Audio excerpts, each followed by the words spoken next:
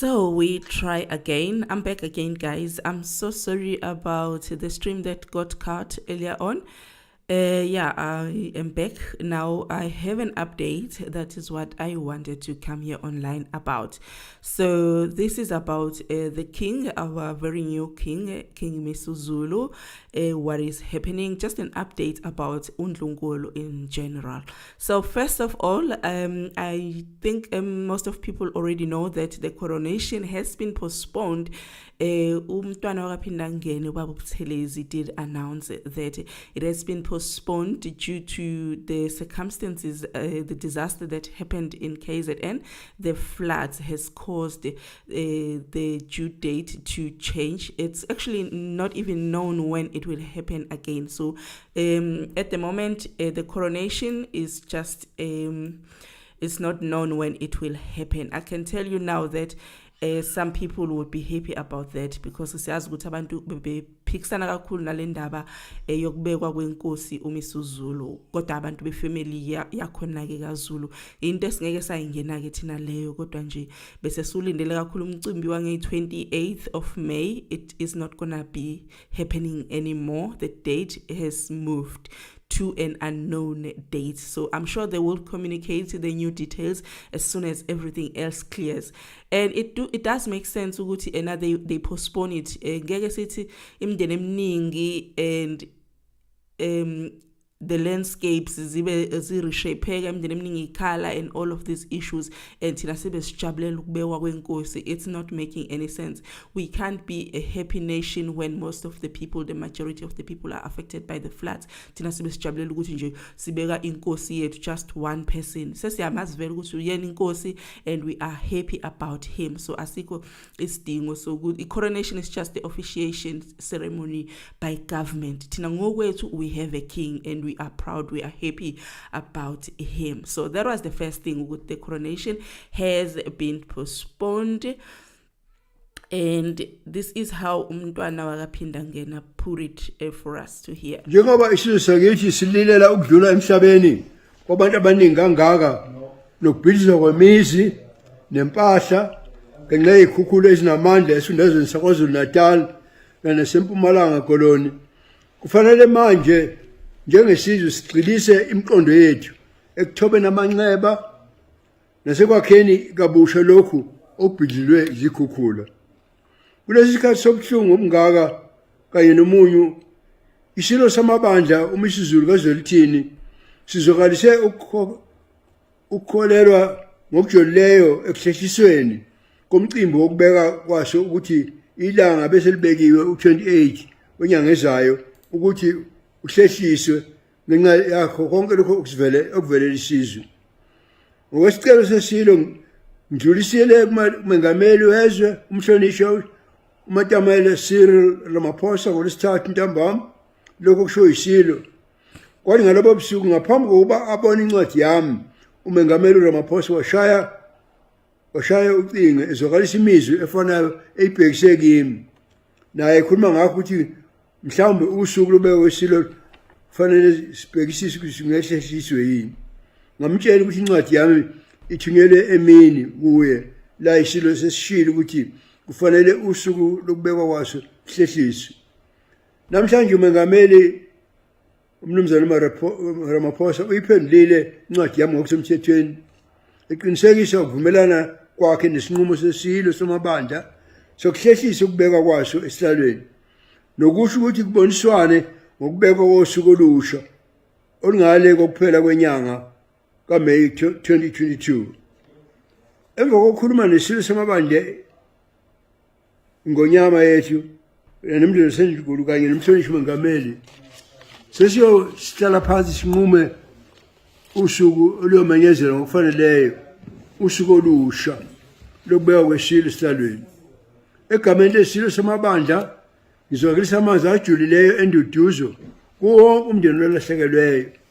Umndeni wasendlunkulu nawo uqobo uyalila ngokwehleleyo ngokulahlekelwa umntwana ubonakele Jileka eHammersdale kanye nezingane zakhe uyenza okuhle kanye Elimiyo kanye nezingane zomntwana usindisiwe Jileka, uAkhile nozekhethelo. Oyisilo umntwana ulindiwe kaJohnson.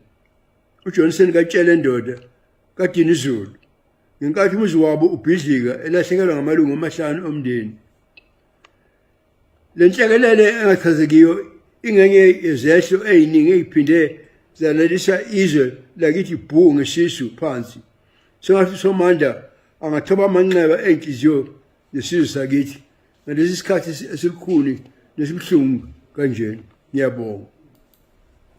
So yeah, ubaba uButhelezi ke lapho ke ebechaza khona ukuthi nendlu yaseNdlunkulu self benokulahlekelwa amalungu omndeni laphayana eHammersdale.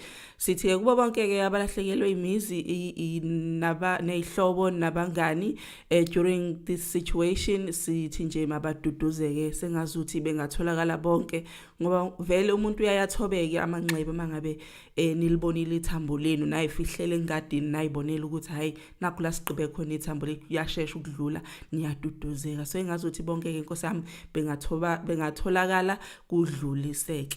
Now the second thing was that King Misuzulu sent his uncles to Eswatini ukuthi bayomlobolela to a second wife. First of all, abomalume baka King Misuzulu, they are already from Eswaziland. So this was very interesting ukuthi uvele wayihambela wayela kumalume wakhe wafika wacela umalume bakhe ukuthi bahambe umkhulumela bamcelela isihlobo esihle noNdlunkulu wesibili. Angazi makuthi second wife, angazi makuse uNdlunkulwini second wife leyo ukuthi ke bamcelela isihlobo esihle. They were already in a relationship for about a long time.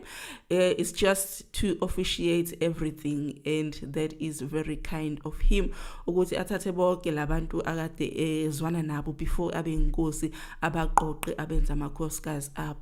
Manje khona angazuthi khona nomunye ke futhi wangapha ku Eastern Cape oqhamuka naye ebukhosini engazuthi she is a third wife. So buye sizwe ukuthi khamba kanjani ke lapho ke ke ngathi uthi amahlebezi athi kuyoba uyena kuyuzala ke inkosi esiyolandela ke emva kwalokho ke. Kodwa ke kusendaba nje esentsha kakhulu leyo, indaba engakaxoxwa kakhulu nje sengiyansikela kancane nami ukuthi nazi ukuthi there is such a thing happening.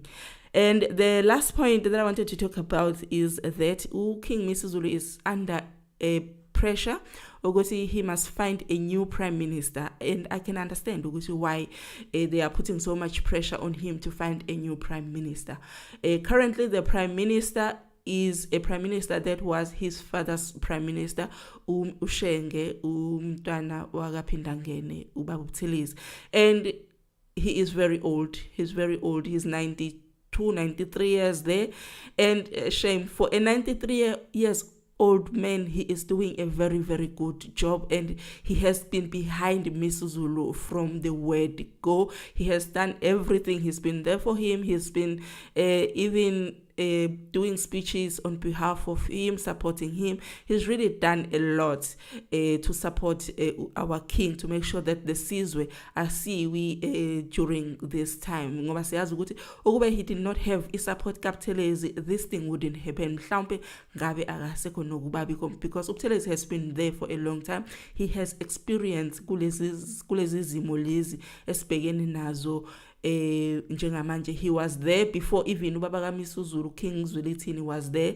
He is there now for King Misuzulu. So kumele simbonge umntwana for standing by our king Misuzulu for that. He may have amaphutha akhe naye and some things that he has said that maybe he wasn't supposed to say, but at this point in time we can say that ubaba uButhelezi really did stood by our king, and we are happy for that. We are proud, and may sengathi inkosi ngamqhubeka nje imgcine imbeke until everything is sorted and settled.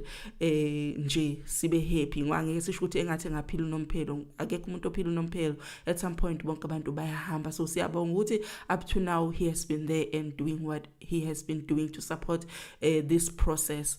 Yeah, that is it. There is a name that has been suggested that he would be a new prime minister, but it's not yet official, so I'm not going to say it here on live right now. So that is it. He's under pressure to find a new prime minister. He wants to take the second wife, and the coronation will no longer be taking place at any time soon. So we don't know when it is going to happen. Yeah, that's just an update that I wanted to share with you guys. I know some of you may have seen it somewhere else, but I also wanted to share it because this is the subject that I take to heart. I really like Zulu culture, tradition, and everything else. I am proud Zulu myself. So all the news that are happening around the Zulu nation, I would also like to share, even though it may be late or some people may have shared it. I would also like to just share it for my own documentation and my own understanding, and for my own platform to also have the news about our Zulu nation. And I would also like to thank you guys for just watching and supporting my channel. Thank you so much, and God bless you all. I shall sign out.